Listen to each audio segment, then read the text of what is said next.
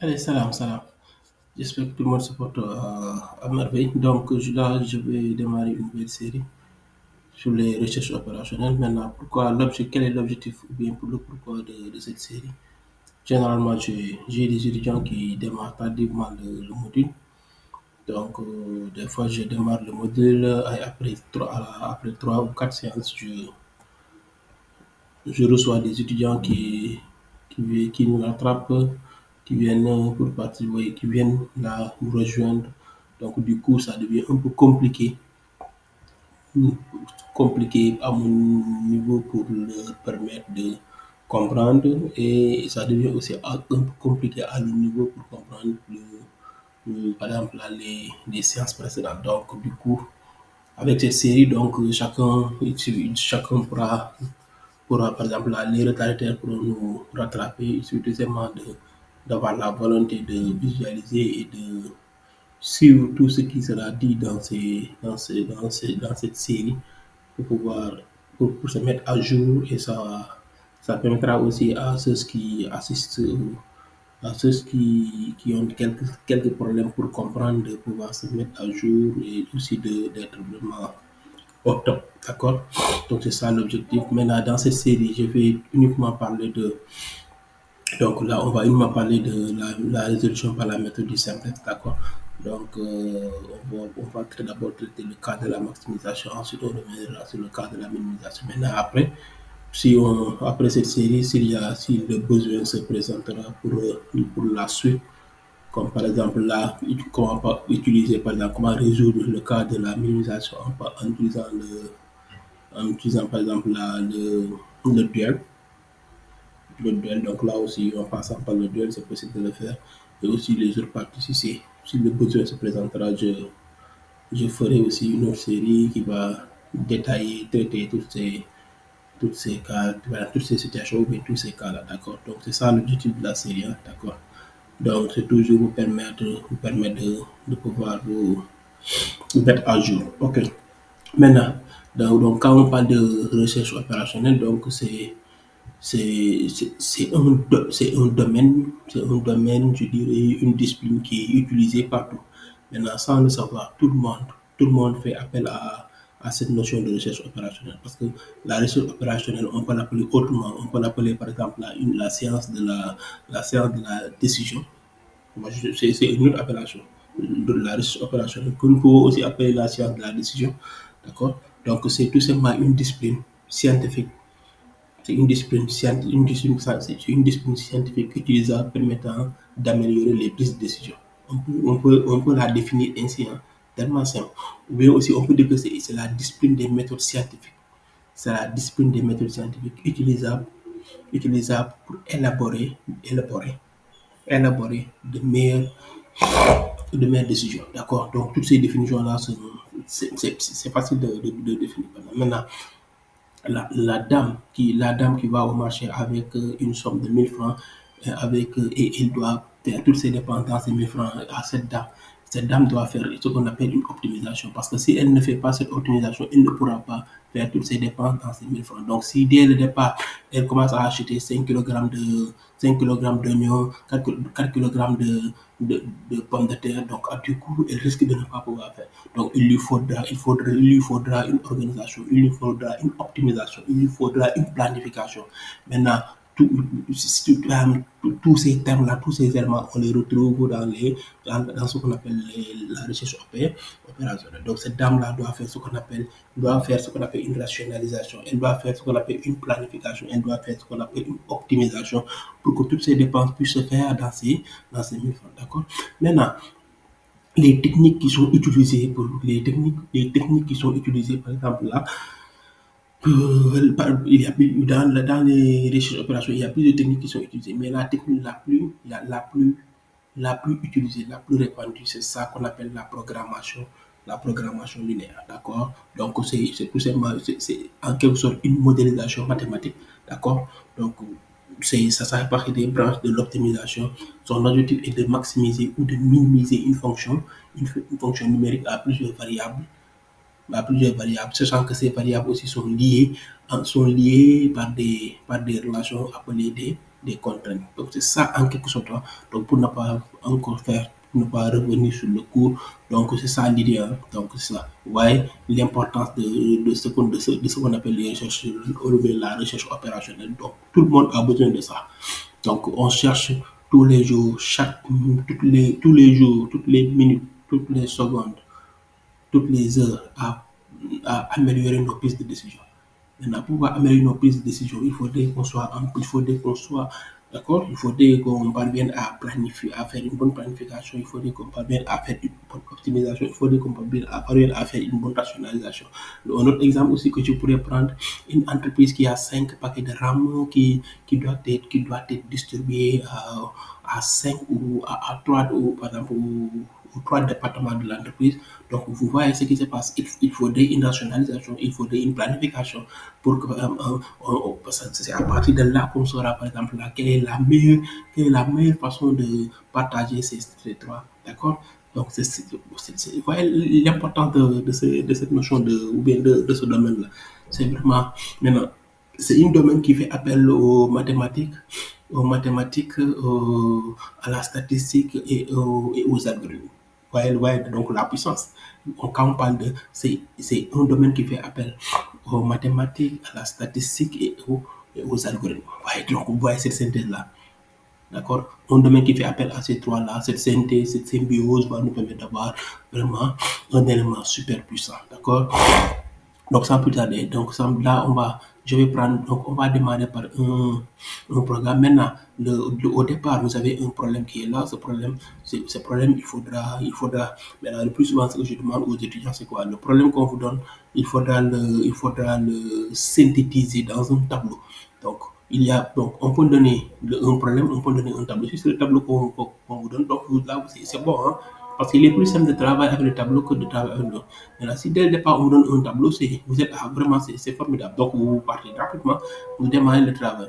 Maintenant, si par exemple là on vous donne le problème, s'il y a possibilité de synthétiser le problème dans un tableau, c'est mieux. Et c'est ça qui va vous permettre après de pouvoir modéliser, de pouvoir créer de pouvoir modéliser, oui. Modéliser, et là, on obtient ce qu'on appelle notre programme linéaire. Le programme linéaire que nous obtenons, c'est un programme linéaire qui est sous la forme canonique. Maintenant, il faudrait qu'on part de la forme canonique pour aller chercher ce qu'on appelle la forme standard. Et maintenant, à partir de la forme standard, qu'est-ce qu'on va faire? On aura ce qu'on appelle notre tableau initial. Et ce tableau initial va nous permettre de pouvoir définir ce qu'on appelle la colonne du pivot, la ligne du pivot et le pivot. Ces trois éléments sont d'une importance capitale parce que connaissant la colonne du pivot, là, on saura quelle est la variable qui doit entrer, dans la base. Connaissant par exemple la colonne du pivot, on pourra déterminer la ligne du pivot. Connaissant la ligne du pivot, on pourra savoir quelle est la variable qui doit sortir de la base. D'accord? Donc c'est comme ça que ça se passe. Donc ces éléments-là. Et ensuite, on a d'autres propriétés que je vais vous montrer, que je vais vous montrer dans cette série-là pour permettre de comprendre, de pouvoir remplir, de pouvoir compléter, de pouvoir faire des choses de manière tellement simple. Donc on a pas mal de propriétés, comme par exemple si la colonne du pivot rencontre une ligne en zéro, ou bien si la ligne du pivot rencontre une colonne en zéro, ou bien la colonne du pivot, les valeurs doivent être divisées, ainsi de suite. Et la colonne du pivot, en dehors du pivot, vous voyez toutes ces propriétés. Maintenant, on aura des situations où il sera un peu difficile, où il sera impossible d'appliquer une certaine propriété. Dans ces cas-là aussi, on a une alternative qui va nous permettre de pouvoir compléter. C'est quoi? C'est une règle de calcul tellement simple que je vais vous montrer aussi. Donc à la fin, vous serez en mesure de pouvoir appliquer aisément, tranquillement la méthode du simplex. C'est bon pour ça. Donc sans plus tarder, on va démarrer. Donc je prends un petit problème qui est là, que nous allons. D'accord? Donc là, attendez, c'est le cours que je te donne, un cours de programmation linéaire. Ok, maintenant, ce qui m'intéresse, c'est quoi? On va d'abord commencer par le problème, ce problème-là. Donc, vous voyez là, on a notre problème qui est sous cette forme-là. Maintenant, nous, ce qu'on va faire, on va mettre ce problème, on va synthétiser tout ce problème-là dans un tableau. Maintenant, vous voyez, on a deux situations. Pour l'exercice 1, on donne l'exemple 1, on donne le problème dans un tableau synthétisé, donc ça vous voit.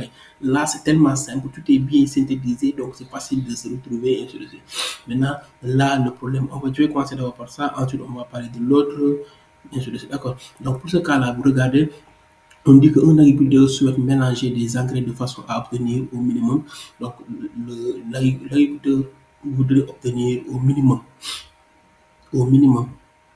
15 unités de potasse, 20 unités de nitrate, 30 unités de phosphate.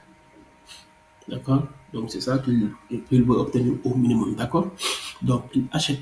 Maintenant, il achète quoi? Combien? Deux types d'engrais. Déjà là, il y a cette notion-là, il achète deux types d'engrais. Maintenant, donc ça veut dire qu'on a l'engrais de type 1 et l'engrais de type 2. Donc dans le tableau aussi, ouais, au niveau des colonnes, on aura au niveau des colonnes, vous regardez, si l'entreprise fabrique des chaises et des tables. Donc on a chaise, la première au niveau de, donc parce que là on a une partie, une colonne où on va mettre les chaises, une colonne où on va mettre les tables. Maintenant pour fabriquer la question qu'on doit se poser, pour fabriquer par exemple les chaises, quels sont les composants qu'on va utiliser? Ces composants, on va résoudre ce problème. Pour fabriquer les tables, quels sont les composants que nous allons utiliser? Là aussi on va faire la même chose, d'accord? Maintenant pour ce cas-là, attendez, on va partager une feuille blanche, là, rapidement, un tableau blanc. Un tableau blanc qui va nous permettre de pouvoir synthétiser rapidement ce petit machin-là. Et là, voilà, d'accord. Donc, attendez, là, il faudrait que je réduise cette page-là. Voilà. Ok, donc là, c'est bon. Je pense qu'on pourra se retrouver. Ok, ok, ok. Là, on a besoin de ça. Ok, ok, donc je fais ça. On y va. Donc, on est là. Là aussi, ça aussi, je possible de le réduire. Ça va nous permettre de pouvoir. Donc, là, déjà, je commence à tracer. Ouais, dès le départ, donc là, je commence à tracer le tableau qui va me permettre de synthétiser. Donc, je regarde, je fais ça. Là, c'est le tableau 1. Donc, là, on est là. Mais ce n'est pas obligatoire, hein, ce tableau-là. D'accord? Ok. Ensuite, là, regardez, ma première colonne, je vais mettre quoi? On nous a parlé, parce que pour ce cas-là, on nous a parlé de deux types d'engrais. Donc, on nous a parlé de l'engrais de type 1 et l'engrais de type 1. Je mets ça là. Type, type 1. Type 1. C'est bon? Et là, je mets quoi? Type 2. Type 2. D'accord? Donc, type 1, type 2. Maintenant, là, qu'est-ce qu'on a? On a les contraintes que j'appelle aussi des ressources disponibles. Ressources disponibles. Ressources disponibles que j'appelle aussi la disponibilité. D'accord? Contraintes, ressources disponibles, disponibilité, tout ça, c'est la même chose. Donc, j'appelle aussi ça ressources disponibles ou bien disponibilité. D'accord? Ok. Maintenant, au niveau des lignes, ouais, le raisonnement n'est pas compliqué, hein. Donc, au niveau des lignes, qu'est-ce qu'on va faire? C'est-à-dire les composants que nous allons utiliser pour les composants que nous avons au niveau de chaque type d'engrais. Parce que chaque type d'engrais est constitué, ou bien les constituants de chaque type d'engrais. Donc, si on prend par exemple là, vous regardez très bien, on vous dit le type 1. Donc, le type 1 procure 3 unités de. On a ce qu'on appelle, on a du potasse, on a du nitrate et du phosphate. Donc, c'est valable pour les trois. Potasse, donc je mets la potasse. Là, vous avez potasse. D'accord. Potasse. Ensuite, on a quoi? Nitrate. Nitrate. Nitrate. Et là, on a quoi? On a phosphate. Phosphate. C'est bon pour ça. Maintenant, on est toujours au niveau du type 1. Le type 1 procure 3 unités de potasse. Donc, type 1, on est là. On dit que le type 1, 3 unités de potasse. Donc, potasse type 1, 3. Je continue toujours avec le type 1 de potasse. Une, une unité de nitrate. Nitrate 1. 3 unités de phosphore, 3 je mets là. On est toujours au niveau du type 1. Voyez là, tellement simple. Donc, je viens là maintenant, le type 2, d'accord? Le type 1, c'est OK. Mhm. Donc, le type 1 procure 3 unités de potasse. Il coûte maintenant, et on dit, il coûte, après on va aller. Le type 2 procure une unité de potasse. Type 2, potasse. 5 une unité de potasse, 5 unités de nitrate. Donc, mettez là 5. Voilà, on dit 5 unités et 2 unités de phosphore. De phosphate, là, de phosphate. Ça est là. D'accord? Donc, le type 1 est rempli, le type 2 est rempli. Maintenant, là, vous avez ce qu'on appelle le profit. C'est-à-dire, si le type 1 est vendu à combien, le type 2 et le type 1 est vendu à combien, est vendu à type 1 vendu à combien par unité, le type 2 aussi est vendu à combien par unité. Donc là, je l'appelle profit. Donc là, vous mettez le profit, d'accord? Donc, je fabrique des chaises irritables. Alors, si je termine, à combien je vais vendre chaque chaise, combien je vais vendre chaque table. Donc, c'est ça qu'on a à ce niveau. Donc, le type 1, si vous regardez, on vous dit, le type 1, donc, il coûte, donc, il coûte 120 euros. Maintenant, 120 euros, on a, ne mettez pas l'euro, mettez seulement 120. Donc, le type 1 est vendu à 120 et le type 2 est vendu à 60 euros. Donc, là, on a 60.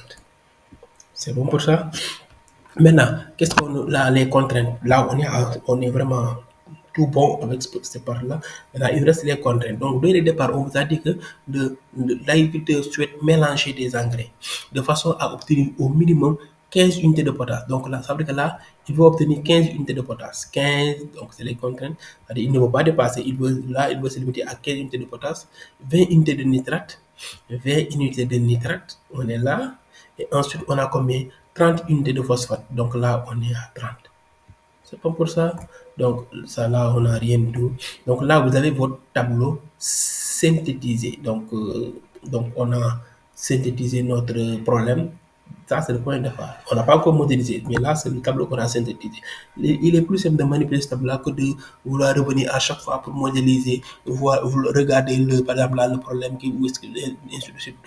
Donc, si on vous donne le problème, on vous donne le problème sous cette forme-là, donc vous le synthétisez dans un tableau. Maintenant, si on vous donne le tableau, vous allez directement et ainsi de suite. Donc, ça, c'est la première chose, le premier point sur lequel je voulais revenir. Est-ce que c'est bon pour ça? Ok. Maintenant, là, on suppose que vous avez déjà, par exemple, là, je suppose que vous avez déjà, c'est bon, donc là, tout est là, tout est OK, donc c'est très bien. Donc, le type 1, donc on a synthétisé. Maintenant, après avoir synthétisé, comment va-t-on faire pour modéliser, pour déterminer notre programme, notre programme linéaire? C'est ça. D'accord? Donc, comment faire pour avoir, parce que là, le programme linéaire, donc je vais vous montrer un exemple. Donc, là, un programme linéaire est sous cette forme qu'on appelle aussi un problème d'optimisation. Maintenant, comment on va faire? On va prendre le tableau, parce qu'on suppose que, donc, le conseil que j'ai à vous donner, c'est si on vous donne le problème sous cette forme-là, vous le synthétisez dans un tableau. Maintenant, après vous utilisez le tableau pour modéliser, d'accord? Ok, donc voyez notre. Regardez, on va. Allez, donc là, c'est ce tableau-là qu'on va modéliser. Donc là, on nous dit une entreprise, j'espère que c'est bon pour ça. Donc attendez, il y a une autre feuille où on va modéliser, c'est bon. Allez, c'est parti. Donc là, on vous dit une entreprise fabrique deux produits P1 et P2. Les ressources requises pour la fabrication d'une tonne de chaque produit et le profit unitaire sont donnés par le tableau suivant. Voyez, là, tout le texte là est synthétisé dans le tableau. Voyez là, c'est facile de se retrouver parce que c'est un peu difficile à chaque fois de retourner, vouloir lire cette ligne-là. Maintenant, si vous avez un tableau, par exemple, un problème avec kilométrique, si vous avez un problème vraiment long, c'est un peu compliqué. Mais à partir de là, moi, je sais que là, on me dit une entreprise fabrique deux produits. Donc, ça, l'entreprise fabrique deux produits. L'entreprise fabrique des produits P1 et des produits P2. Maintenant, les composants du produit P1, pour fabriquer le produit P1, on a besoin de ça. Pour fabriquer le produit P2, on a besoin de ça. Mais l'entreprise dispose de ces différentes quantités. Donc, l'espace, l'entreprise dispose de 10. Donc, par exemple, l'espace, on prend 1 mètre carré, donc en mètre carré, hein, d'accord? Donc, pour ce qu'on appelle les main-d'œuvre, l'entreprise dispose de 10 hommes par semaine. D'accord, ainsi de suite. Donc là, c'est les quantités, les disponibilités. Donc là, maintenant, pour modéliser, la première chose qu'il faudrait faire, écoutez très bien, la première question que j'ai dois me poser, c'est quoi? L'entreprise fabrique combien, quel est le nombre de, qu'est-ce qu'on cherche à déterminer? Nous, on cherche à déterminer le nombre de produits P1, quelle est la quantité de chaque produit que l'entreprise devrait-elle fabriquer afin de maximiser. Nous voulons que l'entreprise maximise son profit. Maintenant, pour que l'entreprise maximise son profit, on ne sait pas. Avec ces quantités disponibles, combien de produits P1 et combien de produits P2 l'entreprise doit mettre sur pied, doit fabriquer. Maintenant, qu'est-ce qu'on cherche? Le nombre de produits P1, le nombre de produits P2. Donc là, on va définir, la première étape, c'est de définir les variables décisionnaires. Les variables que nous cherchons, c'est les variables décisionnaires. Donc je vais commencer par dire soit. Je vais dire, attendez, je vais zoomer comme ça. Je vais dire soit. Soit. Maintenant, moi je vais utiliser oh là là, soit x2 points, ou bien soit x1, je peux même appeler ça x1, 2 points, le nombre de produits, le nombre de produits, le nombre de produits, parce que c'est ça qu'on détermine, le nombre de produits P1 que l'entreprise doit fabriquer, soit x2, le nombre de produits P2 que l'entreprise doit fabriquer, le nombre de P2.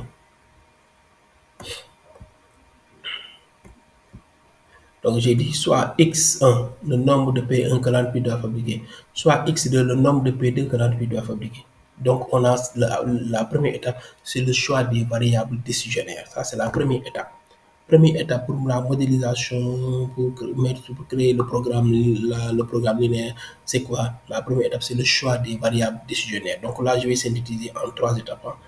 D'accord? Le choix des variables décisionnaires. Donc on a nous voulons déterminer le nombre de produits P1, nombre de produits P2. Si on a 3 produits pour un produit P1, un produit P2, un produit P3, on va utiliser soit X1 pour P1, soit X2 pour P2, soit X3 pour P3. Ou bien on peut aussi à la place prendre X et Y. Là, il y a compris avec ça. Maintenant, la deuxième étape consiste à définir ce qu'on appelle la fonction objectif, notre fonction économique. Là, il s'agit de quoi? Il s'agit il s'agit d'une maximisation. Donc, mais d'abord, si on revient là, je vais vous montrer que qu'est-ce qu'on a. Qu'est-ce qu'on a? Ça veut dire que le profit sur chaque produit. Chaque produit P1 est vendu à 1 franc. Un exemple, 1 franc. Chaque produit P2 est vendu à 2 francs. L'exemple que j'ai l'habitude de donner aussi, c'est quoi? Si chaque mangue est vendu à 25 francs, quel est le prix de vente de 4 mangues? Chaque mangue est vendu à 4 francs, à 25 francs. Quel est le prix de vente des 4 de 4 mangues? Donc, je vais prendre 4 fois 25. D'accord?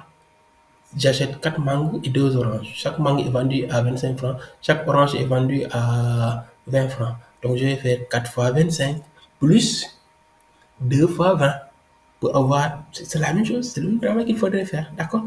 Même chose, hein? Donc, là, il me faudra. Donc, il s'agit donc, je vais dire max de qui? Max de Z. Donc là, Z, L, aucun problème. Donc là, ne pensez pas que c'est obligatoire à chaque fois d'utiliser. On peut même mettre à la place grand F ou ainsi de suite. Là, attention, absolument rien du tout, hein. C'est des variables miettes, donc on peut les permis les changer et ainsi de suite. Donc max de Z est égal à quoi? Donc on vient de dire qu'on a X, le nombre de P1, c'est X1. Et comme le nombre de P1, le nombre de P1, c'est X1. Et comme chaque P1 est vendu à 1 franc, donc là, le prix, c'est combien? C'est 1 fois X1. Après, je vais effacer le 1. Plus le nombre de P2, on a dit que c'est X2. Mais chaque P2 est vendu à combien? À 2 francs. Donc, ce qui veut dire que, par exemple, là, qu'est-ce qu'on a? On aura 2 fois X2. C'est bon. Donc là, on a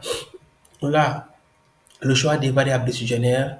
Là, on va définir notre fonction économique, notre fonction objectif. Donc, au niveau de la programmation, l'objectif de la programmation linéaire, je vous ai dit que son objectif, c'est de maximiser ou de minimiser une fonction numérique à plusieurs variables, dont ces derniers sont liés par ce qu'on appelle des relations appelées des contraintes. Je vous ai dit aussi dit que, par exemple, la programmation linéaire est une technique d'optimisation. C'est la technique d'optimisation la plus utilisée. D'accord? Donc, là, tout ça ne le perdez pas de vue. Donc là, on a soit une maximisation, soit une minimisation. Donc là, on a défini notre fonction économique, notre fonction objectif. C'est bon pour ça. Maintenant, la dernière étape, là, c'est quoi? On va définir le système de contraintes. Donc, le système de contraintes. Maintenant, pour le système de contraintes, je vous demande de commencer toujours par quoi? Les variables décisionnaires doivent être toujours positives. Donc, les variables décisionnaires, vous avez quoi? Vous avez x1, vous avez x2, et toutes ces variables-là doivent être comment? Positives. Donc, nombre de choses, nombre de tables négatives, ça n'existe pas, hein, doivent être supérieurs ou égales à 0. C'est bon pour ça? Ensuite, il y a il y a une contrainte pour chaque composant. Donc, il y a la contrainte liée à l'espace. Il y a ce qu'on appelle la contrainte liée aux main-d'œuvre. Il y a ce qu'on appelle la contrainte liée au matériau 1. Il y a ce qu'on appelle la contrainte liée au matériau 2. C'est comme ça qu'il faudrait prendre les choses. Il y a une contrainte pour chaque ligne. Une contrainte pour chaque ligne. Donc, regardez comment je vais faire. Donc, contrainte liée à l'espace en mètre carré. Produit P1, n'est-ce pas? On a 2. Là, on a la quantité, c'est 2, mais le nombre, c'est combien? Le nombre, c'est x1. Et là, 2 mètres carrés. L'espace est 2 mètres carrés. Donc là, 2 mètres carrés, donc qu'est-ce qu'on va faire? Donc, contrainte liée espace mètre carré, je vais dire 2. Pourquoi? Attendez, là, il faudra réduire. Parce que, ouais, on a cette possibilité de pouvoir faire ça. Attendez, je le mets là. C'est seulement le tableau qui m'intéresse maintenant.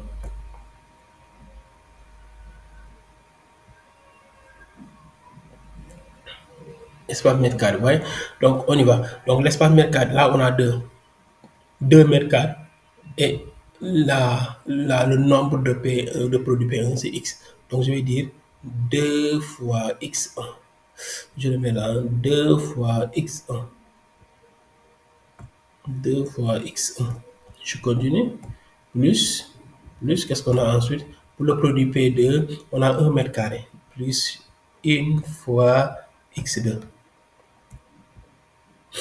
Maintenant, comme il s'agit d'une maximisation, donc le symbole d'inégalité utilisé, c'est toujours inférieur ou égal à, et là vous mettez la disponibilité. Par exemple, la quantité disponible, c'est 10. Il doit être inférieur ou égal à 10. C'est bon pour ça. Donc, on a là la contrainte liée à l'espace en mètre carré, donc à la ligne. Chaque ligne va nous donner une contrainte. Donc, l'espace, la contrainte liée aux main-d'œuvre. Donc, là, j'ai pour le produit P1, là, on a un homme par semaine. Et on a combien? On a la quantité, c'est X1. Donc, je vais dire 1 fois X1. Très bien. Ensuite, je continue plus. Si vous regardez là, vous avez combien? Là, vous avez 1 fois X1 plus 2 fois X2. 2 fois X2. Là aussi, la même chose, hein? Donc, et comment? Inférieur ou encore ou égal à 10. On est dans une maximisation, donc c'est inférieur égal. Dans une minimisation, on aura supérieur égal. D'accord? Donc, on a dit que doit être inférieur ou égal, donc au minimum 10, 10, 10. Donc, d'après d'accord? Donc, pour le cas là, maintenant, pour la contrainte liée, on a une contrainte liée au matériau 1. Donc là aussi, même chose, hein, on a 1. Donc, je vais dire 1x1, 1x1 plus 1x2, 1x2.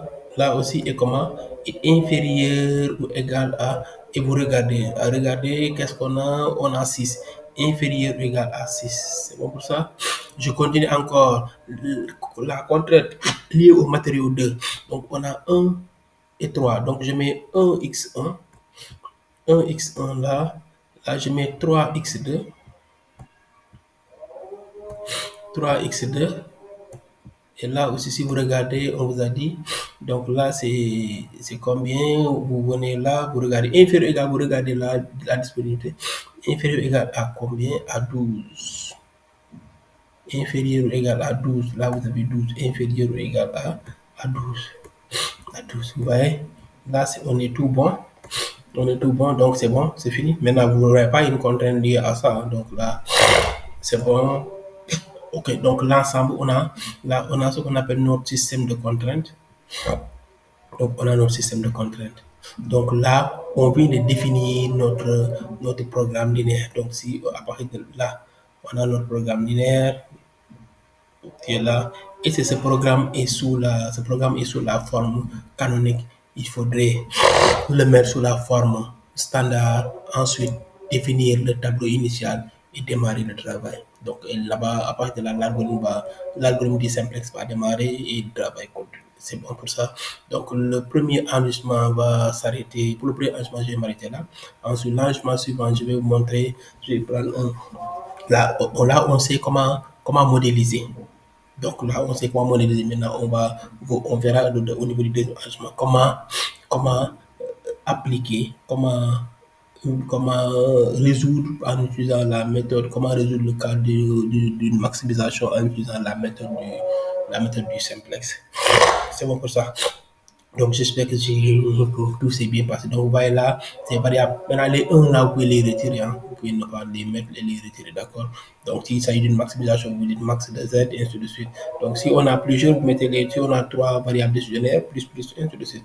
Donc, là, on a X1, X2, c'est des variables décisionnaires qui doivent toujours être positives. Donc, là, et ainsi de suite. Donc, pour chaque ligne, on aura une contrainte. Maintenant, si vous êtes dans une situation de maximisation, vous mettez inférieur ou égal. À droite, qu'est-ce qu'on aura? On aura la disponibilité, les ressources. Si vous êtes dans une situation de minimisation, vous mettez supérieur ou égal. Donc, c'est ça le travail qu'il faudrait faire pour chaque cas. Donc, là, c'est bon pour le premier enregistrement. Je vous dis à très bientôt pour la suite. Allez, que Dieu veille sur vous tous. Merci beaucoup.